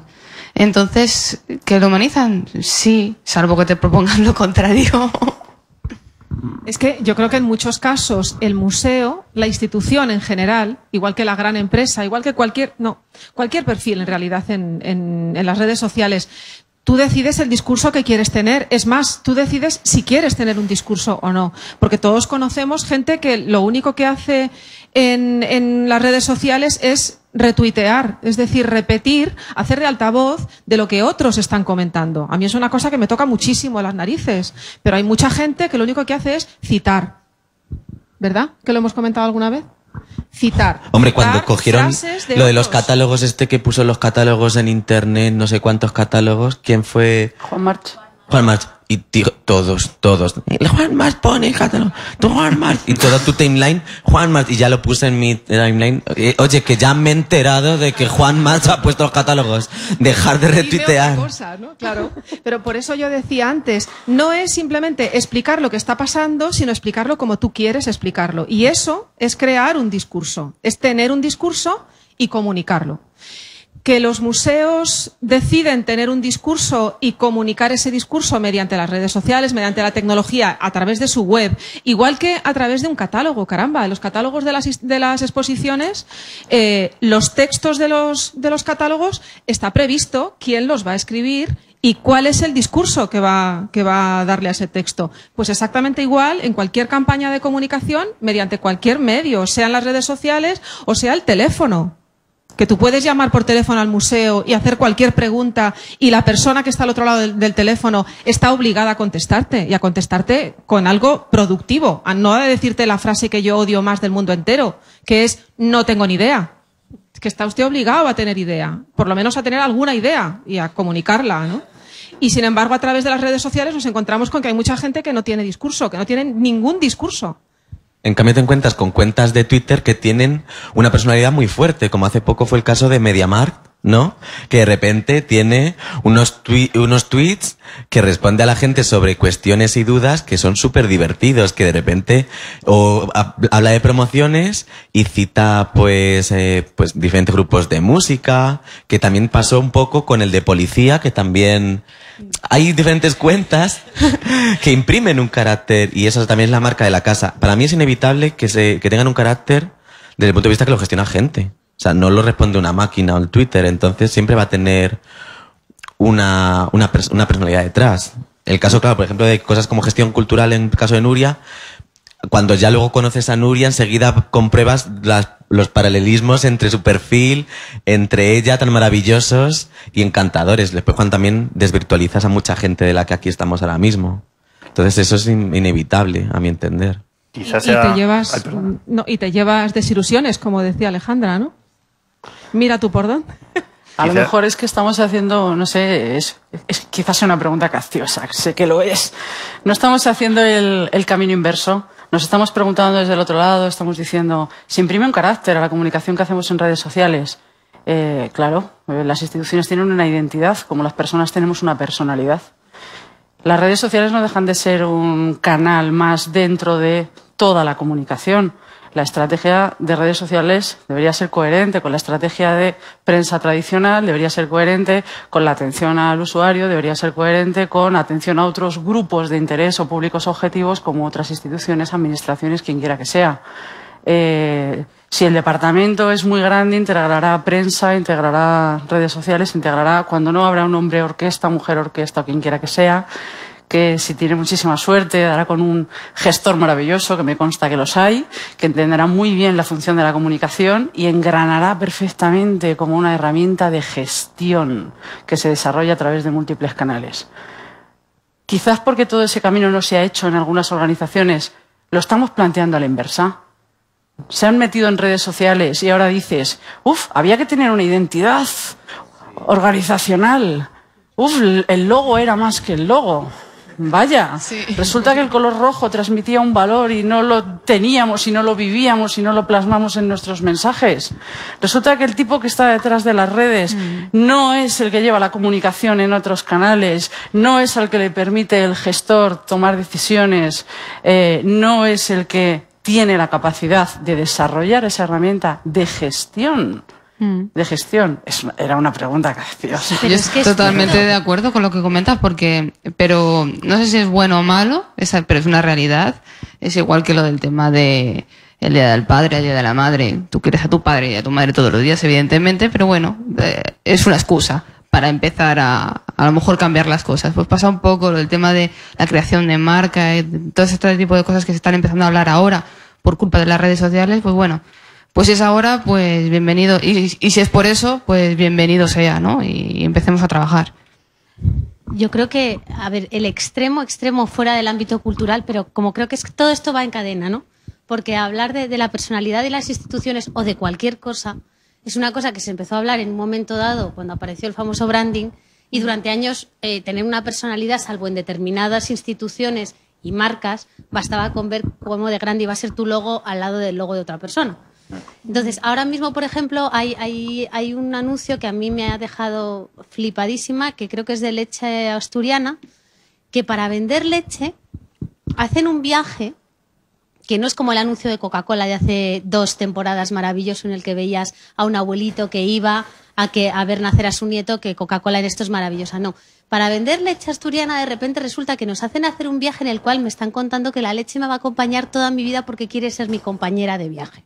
Entonces, eso es llevar a tal extremo el hecho de tener un bien de consumo básico como es la leche, que bueno, a mí personalmente me produce risa. Detrás de eso hay un montón de creativos que les ha parecido que es la manera de engancharse probablemente con madres, con niños o con cualquier cosa por el estilo.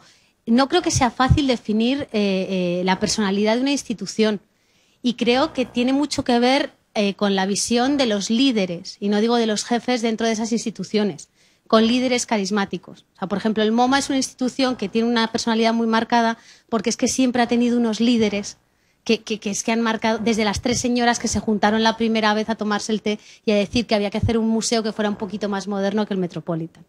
Eso nos ha ido llegando a nosotros y creo que justamente con las redes sociales ha habido mucha gente que de repente ha empezado a decir, pero es que ¿quién soy? O sea, más allá de las colecciones que tengo, más allá del edificio que tengo, que es patrimonio, ¿no?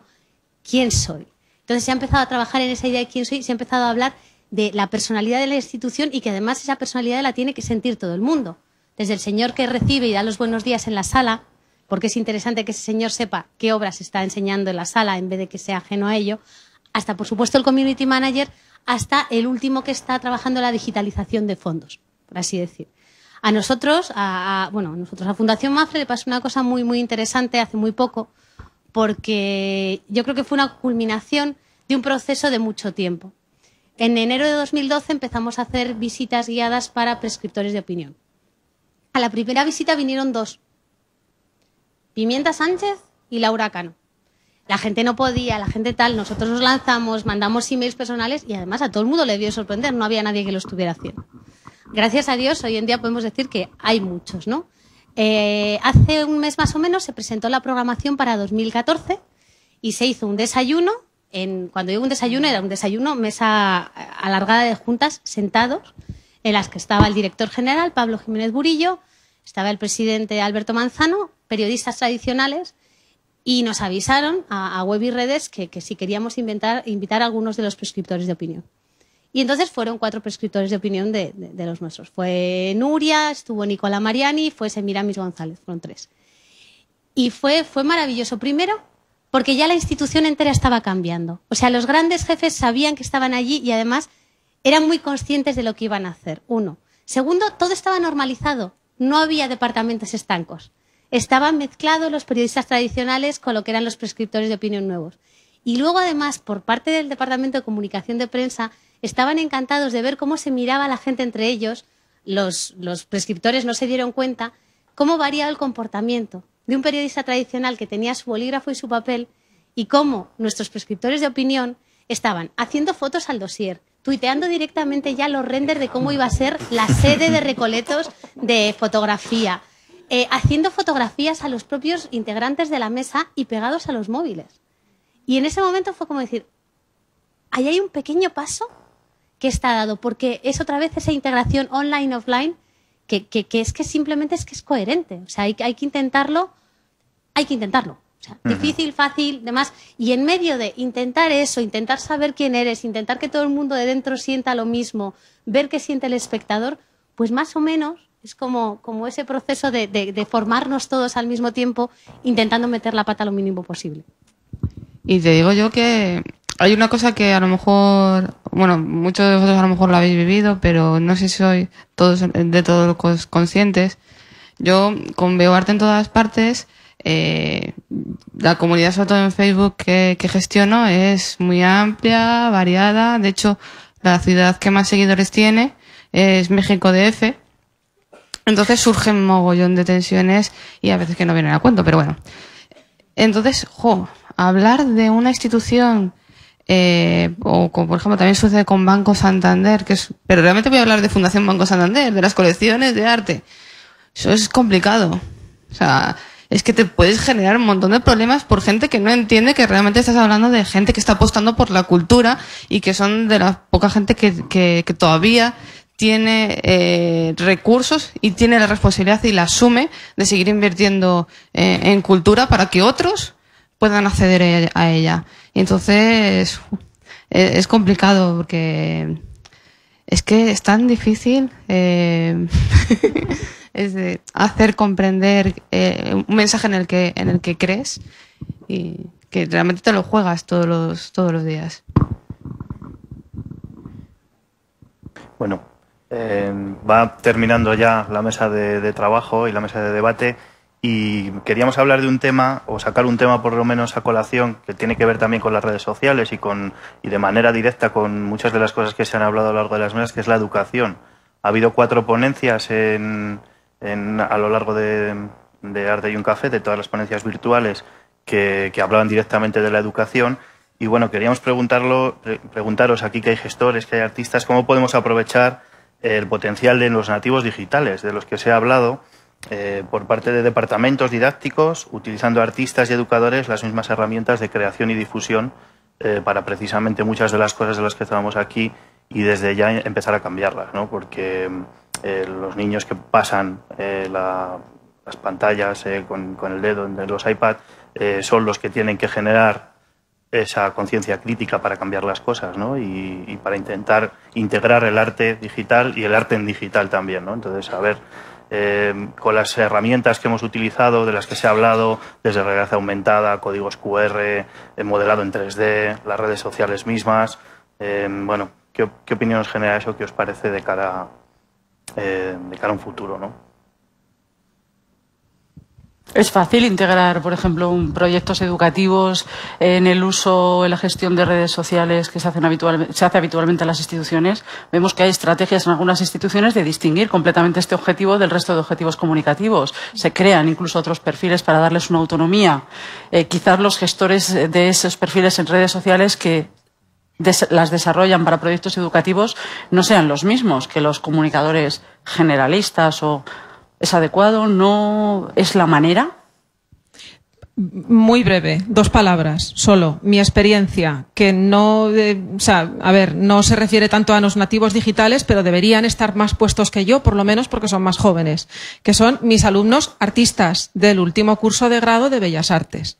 Bueno, tengo que explicarles yo cómo se usan las redes sociales, que soy una cuarentona, que podría ser su madre, y que soy más tuitera que ellos, pero no porque esté yo enviciada con él, sino porque lo uso para lo profesional.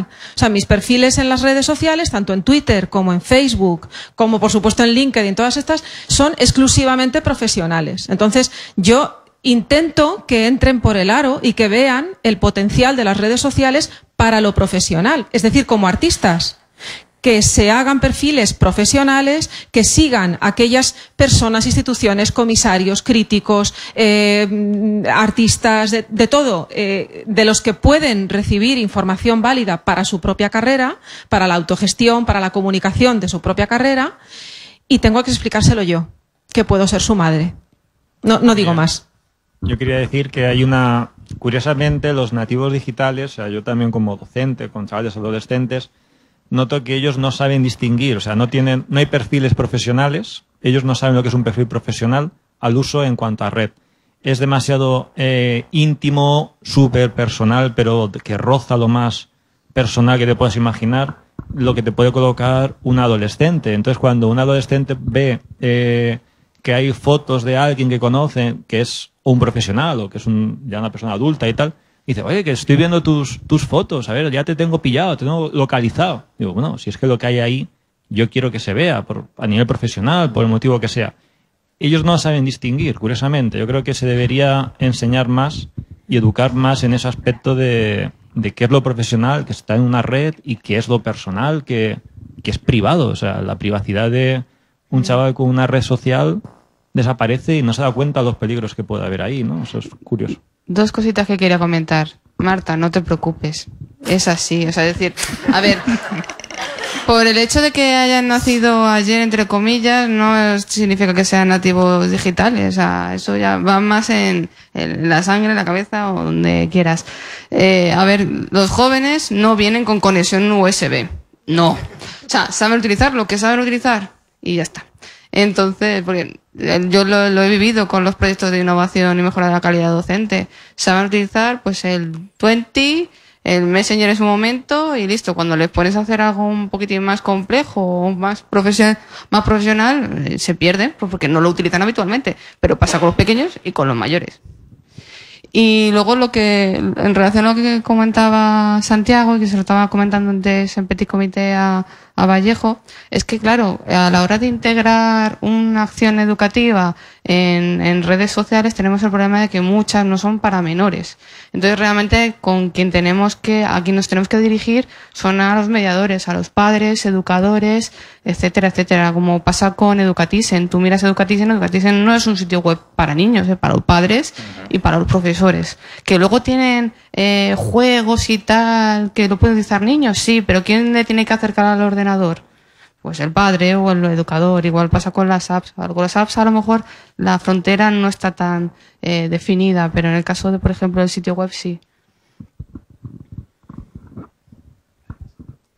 Respecto a esto que comenta ahora Nuria de las redes sociales para niños, en realidad, según la Ley Orgánica de Protección de Datos, no puedes recoger los datos de menores de edad sin consentimiento de los padres. Entonces, pues por eso un niño per se no puede hacerse una cuenta en un Facebook o en un Twitter sin permiso paterno. La mayoría de edad, según la Ley de la Protección de Datos, está en los 14 años. Entonces, los menores de 14 años no podrían hacer estas cuentas.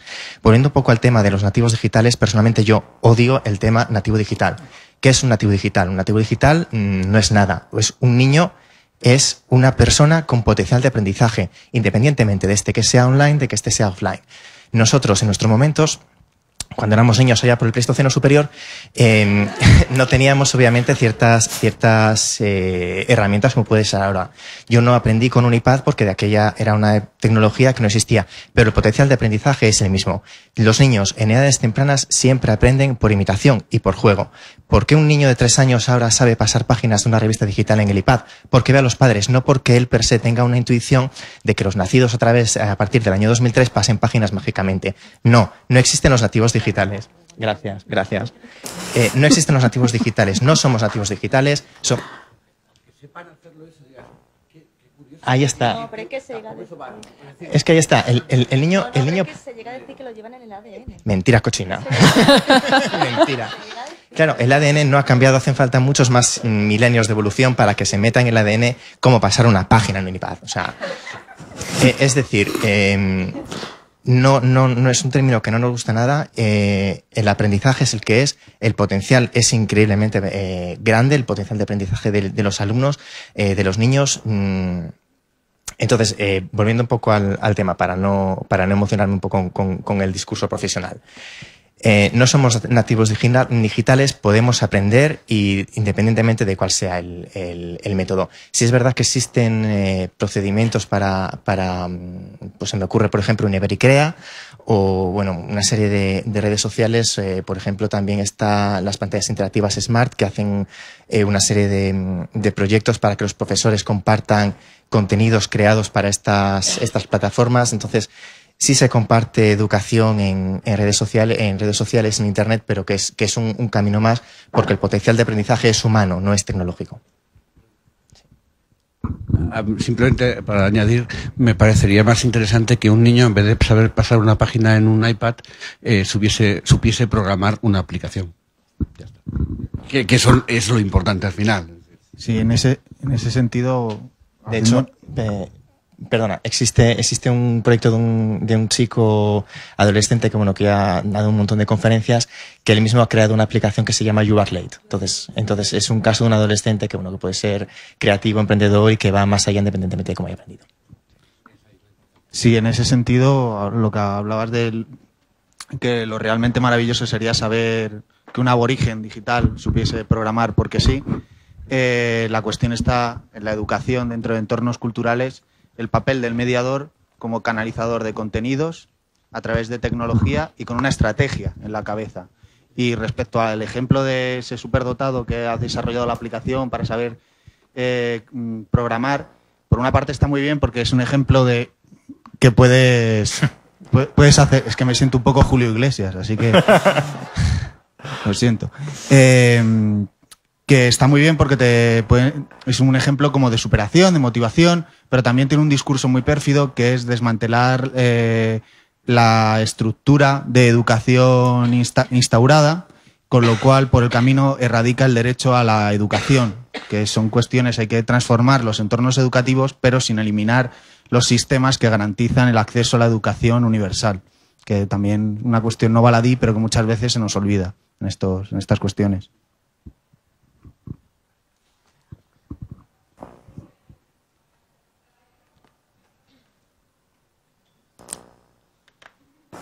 Se hizo el silencio. El silencio también comunica, ¿eh? No se puede no comunicar. ¿Hay alguna cuestión que en los últimos minutos... Volviendo otra vez al tema de la comunicación de los artistas a través de Internet y a través de las redes, es otra asignatura pendiente. Simplemente, es otra asignatura pendiente. Igual que la asignatura pendiente de las campañas de comunicación de los museos. Pensar, dialogar, compartir.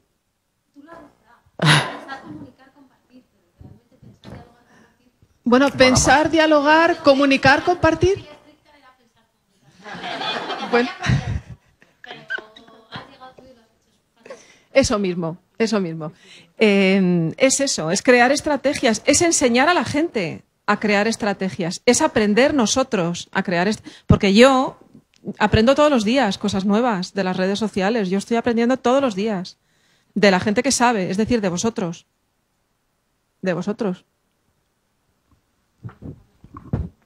Es que, claro, cuando hablamos de que a lo mejor es una asignatura pendiente para el artista, tenemos que ver siempre lo que ayer intenté remarcar, que el artista siempre va a escoger si apuntarse al carro o si no.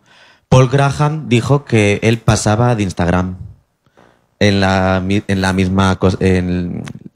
clausura que hicimos aquí el otro día.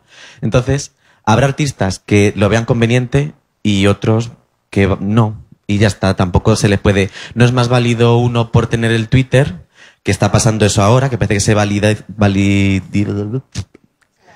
validan ciertos discursos simplemente porque están más en Twitter, y otras personas están haciendo obras maravillosas con una carga fantástica, coherentes, y que no huelen Twitter por ningún sitio. Entonces, aquí el artista, como somos un poco medio divinos, escogemos si decir sí a Twitter o no.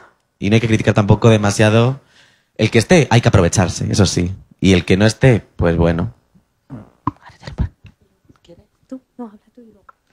Yo, a modo de conclusión mía personal, decir que como persona, simplemente como persona, con ciertas inquietudes artísticas de gestión de tal y que cual, no veo que se ha hablado mucho y a mí me chirría un poco esto de la deshumanización. Creo que al final las redes o tal son muy humanas porque las hacemos nosotros. Y da igual que sea a través de un ordenador que cara a cara. Y que las uses no significa que a veces necesitemos tocarnos. De hecho, yo lo necesito un montón. Me gusta mucho tocar a la gente y besarla y todas esas cosas me encantan. Pero soy muy amorosa yo. Pero es verdad que yo desde que tengo Twitter, ya digo que es una reflexión mía, mi vida es mucho más rica. Parece una tontería, pero es así. Conozco a gente muy interesante. Ha habido gente que me ha aportado muchísimo, que me sigue aportando a diario. Y aunque no los tenga a mi lado, bueno, cuando los veo los disfruto mucho, pero si no, todos los días tengo contacto con ellos. Y me encanta y es magnífico.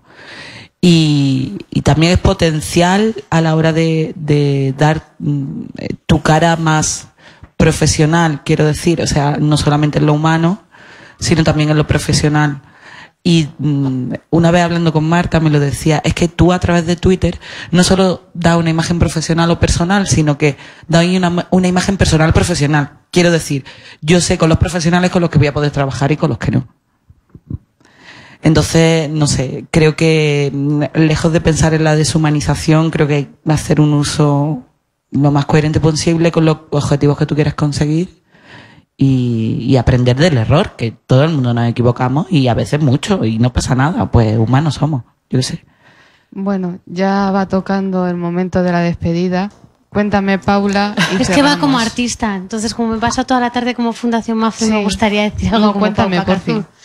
No, y estoy seguro que Paco también, estamos muy de acuerdo con Vallejo en el sentido de, nosotros como Pau Pacazul hemos decidido Twitter además, como nos dijo además una vez un amigo, Rodrigo Taramona, que es muy activo en Twitter como nuestro weapon of choice, o sea, no estamos en Facebook, no, solamente estamos en Twitter, pero también como artista, no, y como incluso nosotros en otro momento, comunicar, contar, decir quién soy, estar requete sobrevalorado.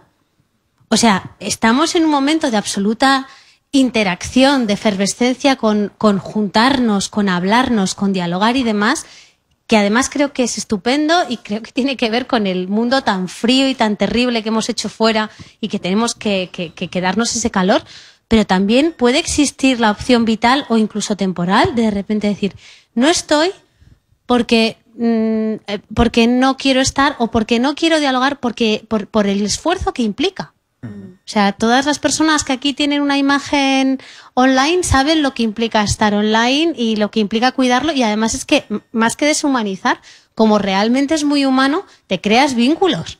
Y entonces hay cosas que tú quieres hacer porque sabes que hay gente que está al otro lado escuchando y se escucha mutuamente.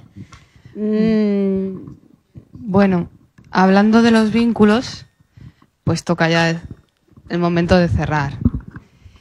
Gracias, gracias, gracias, gracias a todos por vuestro calor, no solamente a las personas, también a las instituciones que han hecho posible esta tercera edición, que nos han apoyado desde el principio, los nuevos compañeros de viaje, espero que sigamos juntos un largo recorrido. Sabemos que son unos días difíciles, pero esto yo creo que llevamos un par de años, 3 años diciendo que todo es complicado y toca luchar, toca seguir en la trinchera y buscando cumplir nuestros sueños y seguir caminando hacia adelante. Bueno, pues este es un punto y seguido. Os animo a que echéis un vistazo de nuevo a las ponencias que están colgadas en la web. Colgaremos las conclusiones, también estarán los vídeos y poco os puedo decir más, que sigáis disfrutando del arte esta semana y bueno, nos vemos en la web.